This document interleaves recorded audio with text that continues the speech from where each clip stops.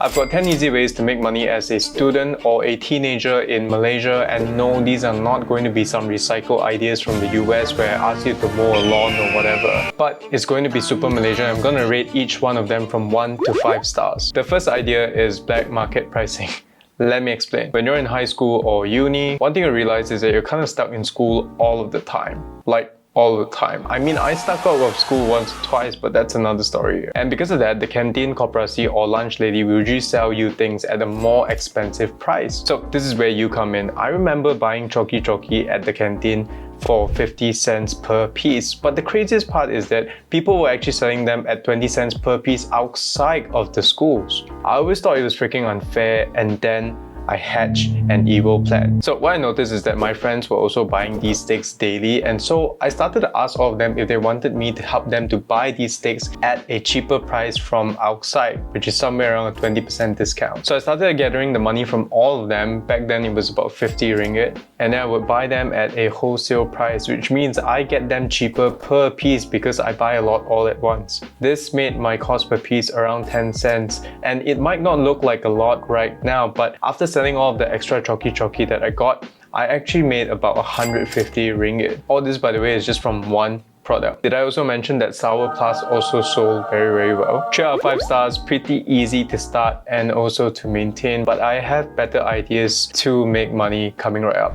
I hate taking notes. I have wasted so many highlighters, but if I knew about this, I would love taking school notes because you can actually make quite a lot of money from selling them. And if you're a uni student, I have a hack that can actually help you to make even way more money. If you're in high school, you can actually sell your notes to your juniors because the syllabus will never change in Malaysia, and your juniors can definitely use your answers to answer their textbook question. In fact, I know a guy who cruised through high school from using his sister's notes and never once did his homework. Kau janganlah buat your notes like cakap ayam like that, you know what I mean? I also think that SPM trials can be kept and can definitely be sold to future SPM students as well. If you're in uni, on the other hand, there's actually a pretty cool hack, especially if you're from a local uni. Most of the time, the syllabus does not change and the tutorial questions and answers will always be the same. But you can't get the answers if you don't go for classes. And some people really don't like attending classes.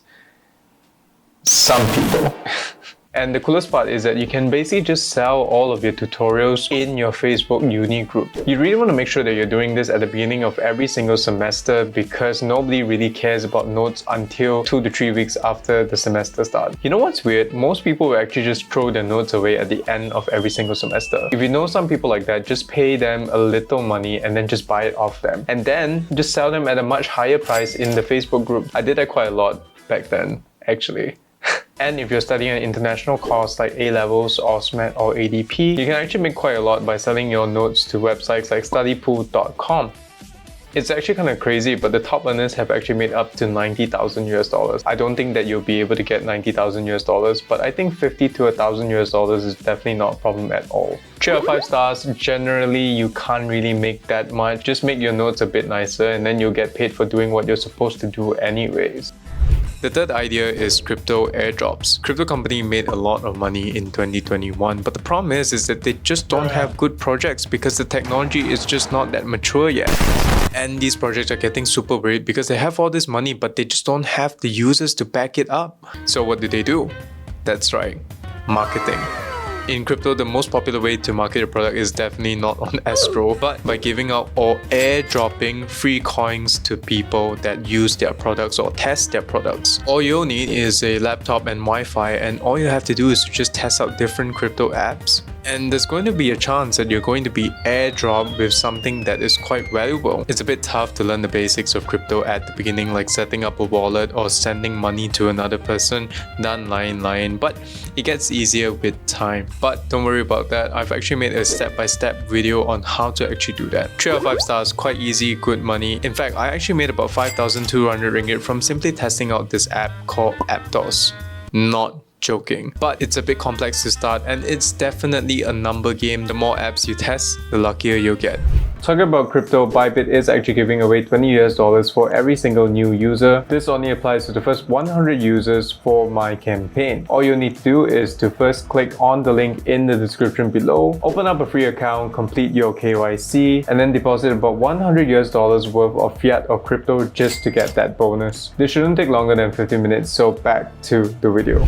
The fourth idea is drop servicing. A lot of jobs are not open to you if you are not over the age of 18, but that doesn't mean that you can't make money from simply becoming a middleman. Drop servicing is just a fancy word for, let's say, you see a guy online looking for somebody to paint a picture of a chicken for 10 ringgit. So knowing this, you look for an artist that can actually paint that chicken for 5 ringgit. In the end, you pocket the 5 ringgit from simply becoming a middleman between these two people. Obviously, the numbers are way bigger, and this is definitely just an example. In fact, I have a hack for you to make way more money. Basically, find a job that needs to be done from the US. My favorite is definitely from Reddit slave labor, which I had talked about in my previous videos. Get a price offer in US dollars like this, for example, and then go find somebody that can actually do this job either locally or from India, Vietnam, or the Philippines. These places have super talented people that can do all of it for a much cheaper price, and then profit. If you do this well, you can forget about 50 ringgit per day. Some people make about 1 to 2,000 ringgit per day doing these things. 4 out of 5 stars. Anyone can do it, and people can definitely make quite a lot of money. There's definitely competition, but if you market yourself well, I don't see it as a problem at all.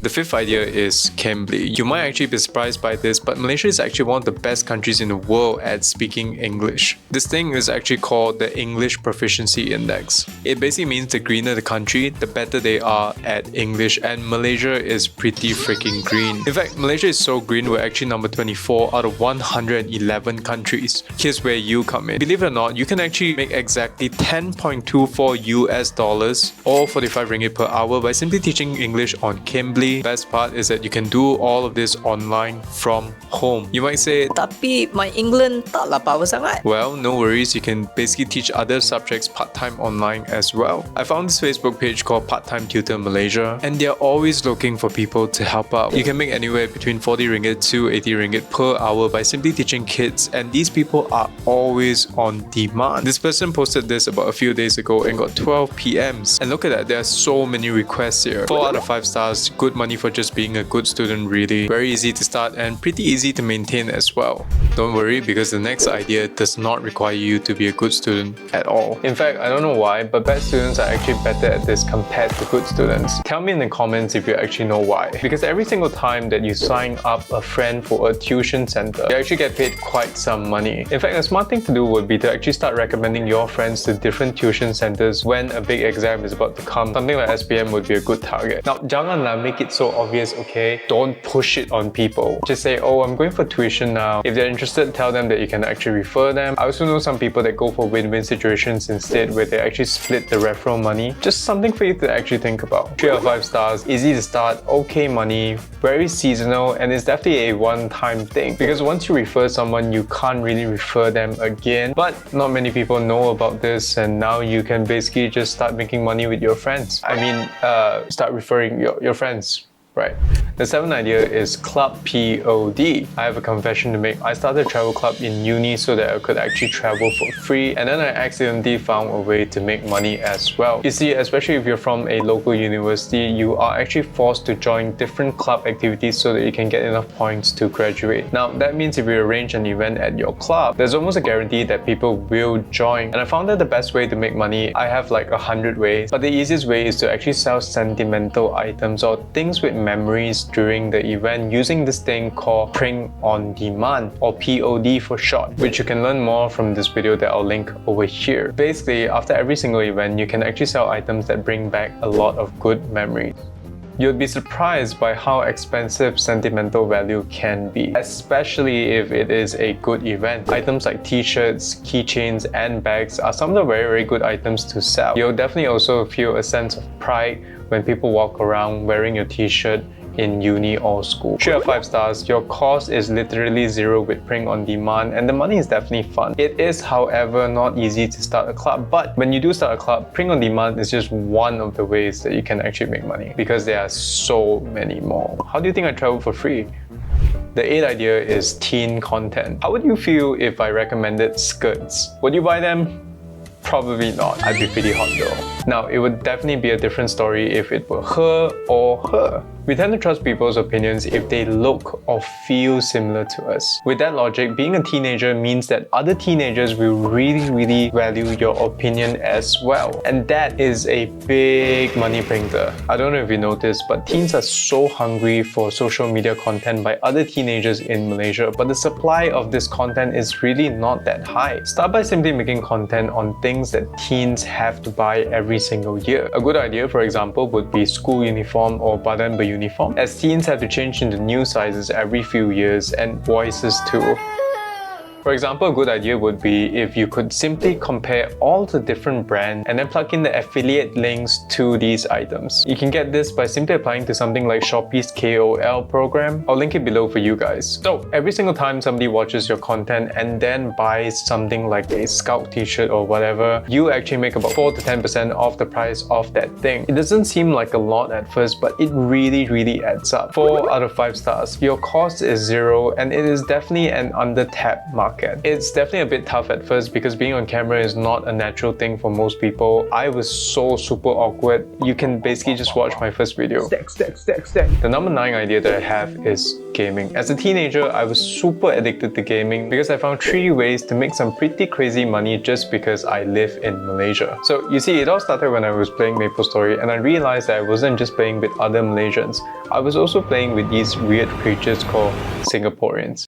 Start tomorrow. Now, this might make me sound a bit old, but back in my day, 1 Singaporean dollar was 2.5 ringgit. And I was so shocked when a guy asked me, can I buy that sword from you for 500 SGD? I didn't even know what SGD was, and I had to actually Google it. And back then, there was no auto converter, and I was so super shocked when I realized it was 1,300 ringgit. Now, if I were a bit smarter back then, I would have stopped playing MapleStory, but instead, I would have started playing games that were more international, where I can actually earn not just in Singaporean dollars, but also in US dollars or UK pounds. Because 1 US dollar was 4.3 ringgit and 1 pound is currently 5.3 ringgit. So I want you to learn from my mistake. The first trick is basically to play international games like World of Warcraft and also Final Fantasy 15, and then make sure that you start playing not in the Southeast Asian or Asian servers that they'll try to put you in, but also purposely play in the US or UK servers. These will earn you so much more when you sell your in-game items. The second trick is to use update lags. The problem with living in Malaysia is that for some games, you can never get the latest update because the latest updates always go to places like Korea or North America before they come to Southeast Asia. Because to them, we're always at the lowest importance because we don't generate that much money for these companies. But I learned that this can actually be a really good thing, because imagine if you had a crystal ball that told you what items would sell for a very high price in 3 months' time. You would probably collect as many normal items as you can that you know will become 5 times more expensive in the next 3 months, especially during those events. Now, the last idea is a bit dangerous, and only do this if you really trust your friend. Get a friend to work with you on leveling up a character. So let me give you an example, right? Having 2 level 50 characters will not make you as much money